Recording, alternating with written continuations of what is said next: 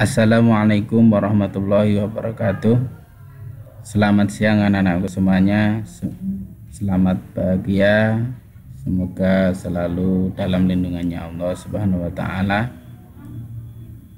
Anak-anakku semuanya, pada kesempatan kali ini kita akan mempelajari yaitu pelajaran ke-9.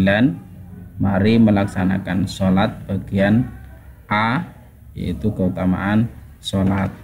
Terus yang kedua bagian B, makna bacaan sholat. Terus yang ketiga poin C, perilaku yang mencerminkan pemahaman ibadah sholat. Kemarin kita telah mempelajari perilaku yang mencerminkan pemahaman ibadah sholat, yang diantaranya adalah satu, kebajikan terhadap sesama. Di antara faidah-faidahnya atau hikmahnya kita melakukan sholat, yaitu satu, dapat melatih kekompakan. Jadi dalam sholat kita akan bisa menjadi kompak dalam kehidupan sehari-hari.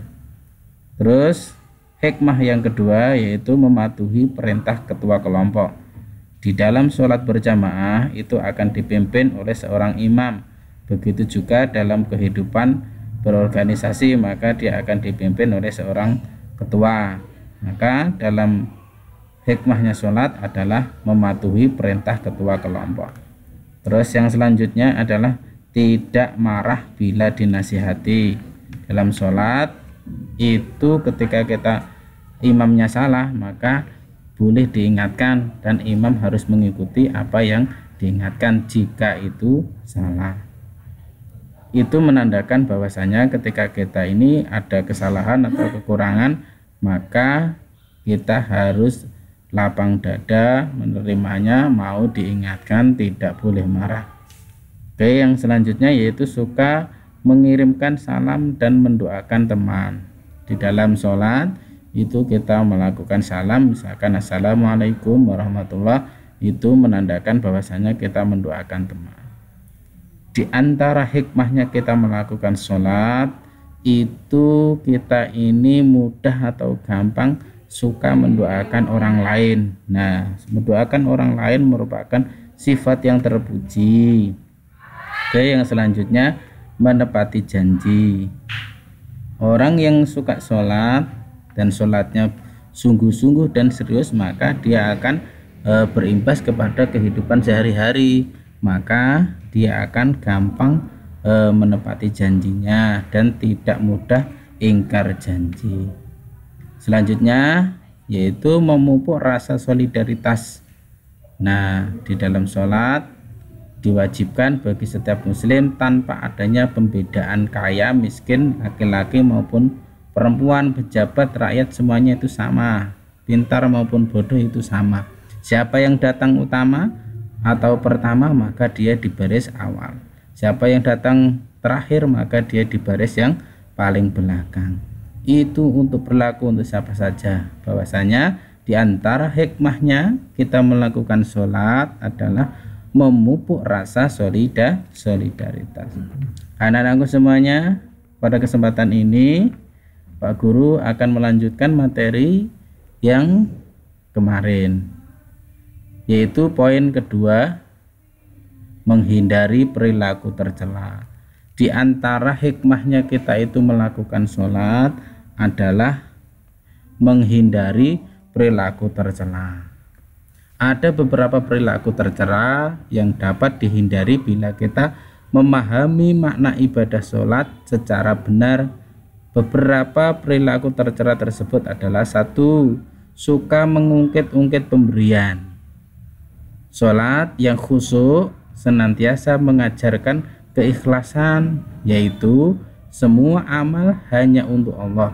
Apabila niat sudah ikhlas, maka tidak peduli dengan penilaian orang lain, tidak mengharapkan pujian atau imbalan, tidak bersedih karena dicaci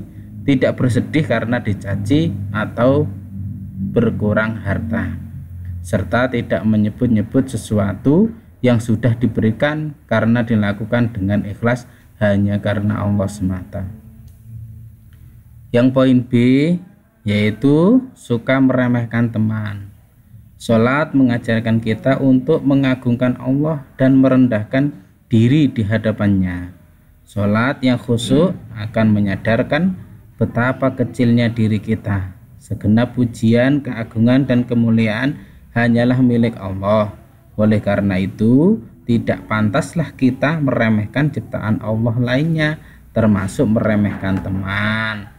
Itu nggak boleh ya, kalau kita meremehkan teman. Kalau kita ini suka meremehkan teman, berarti kita ini belum memahami makna ibadah sholat.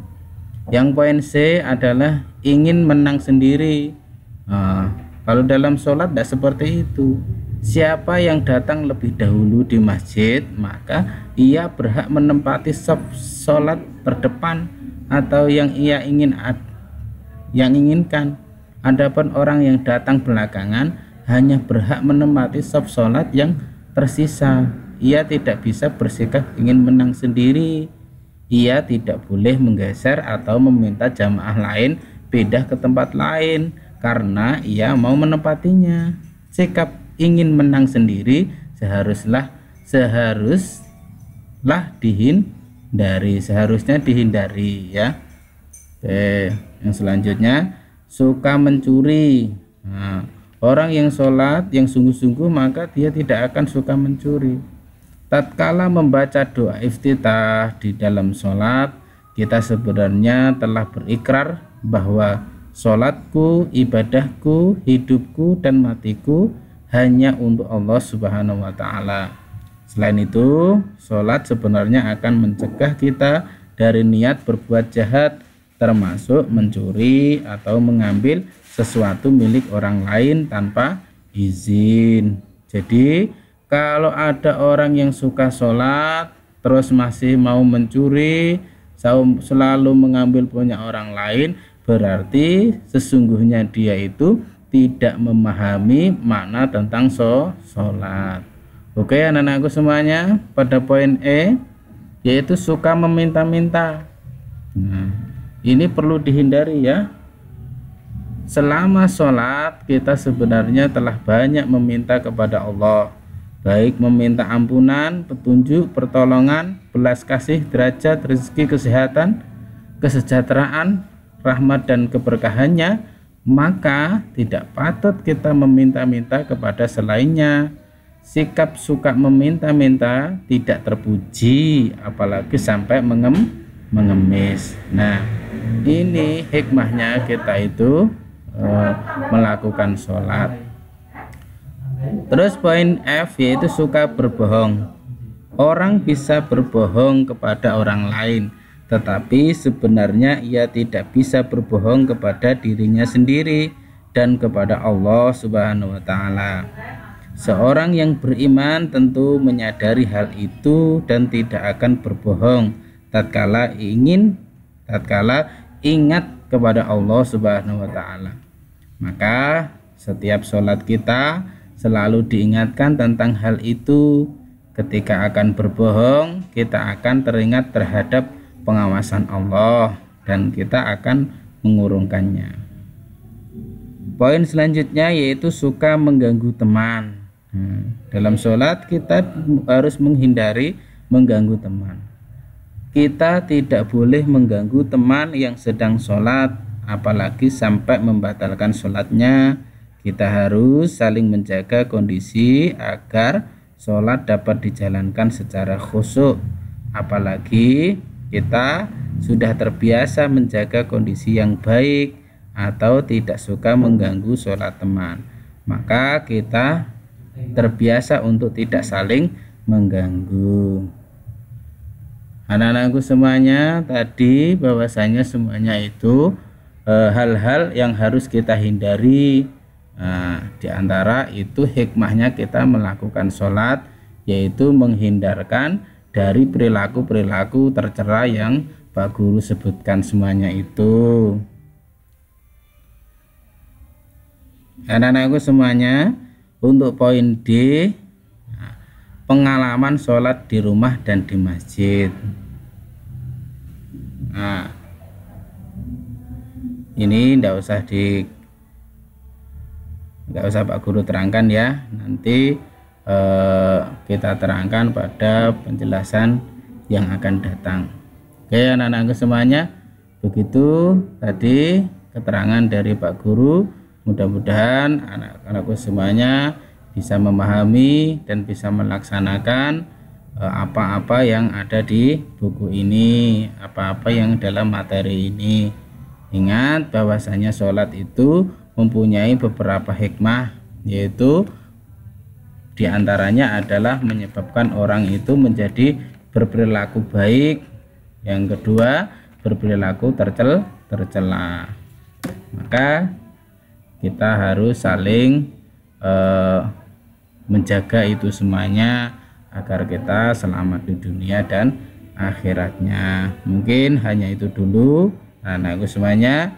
Semoga kita selalu dalam lindungannya Allah Subhanahu wa taala. Dari Pak Guru, mohon maaf yang sebesar-besarnya. Wassalamualaikum warahmatullahi wabarakatuh.